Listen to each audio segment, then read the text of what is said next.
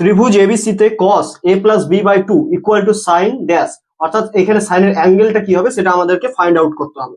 আমরা জানি যে কোনো ত্রিভুজের ক্ষেত্রে ত্রিভুজ এবিসি যদি একটা আমরা এখানে ত্রিভুজ হিসেবে ত্রিভুজ এবিসি যদি আমরা নিই, তাহলে আমরা বলতে পারি কোণ এ প্লাস কোণ বি প্লাস কোণ সি সমান কত ডিগ্রি? 180 ডিগ্রি।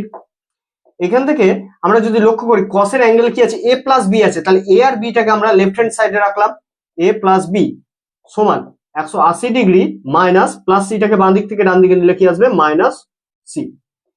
এবার এখানে a প্লাস বি কে কত দিয়ে ডিভাইড করা আছে? 2 দিয়ে, তাহলে বোথ সাইডকে যদি আমরা 2 দিয়ে ডিভাইড করি তাহলে ফিগারটা এখানে কি আসবে? কোণ a প্লাস কোণ b বাই 2 সমান 180 বাই 2 করলে কত আসবে? 90 ডিগ্রি মাইনাস কোণ c বাই 2, কোণ c বাই 2। এবার এখানে কি a প্লাস বি বাই 2 কে 2 এর কি নেওয়া হয়েছে? cos নেওয়া হয়েছে, কোসাইন নেওয়া হয়েছে। তাহলে বোথ সাইডে যদি আমরা কোসাইন নিই মানে cos নিই তাহলে কি আসবে? cos of a plus B by 2 সমান cos 90 degree minus C by 2। যখন অ্যাঙ্গেলে লিখছি আর এখানে অ্যাঙ্গেল সাইন দেওয়ার কোনো প্রয়োজন নাই। cos a plus B by 2 সমান, আমরা ভালো করে জানি cos 90 মাইনাস থিটা, থিটা মানে c বাই 2 কে আমরা মনে মনে থিটা হিসেবে ধরতে পারি।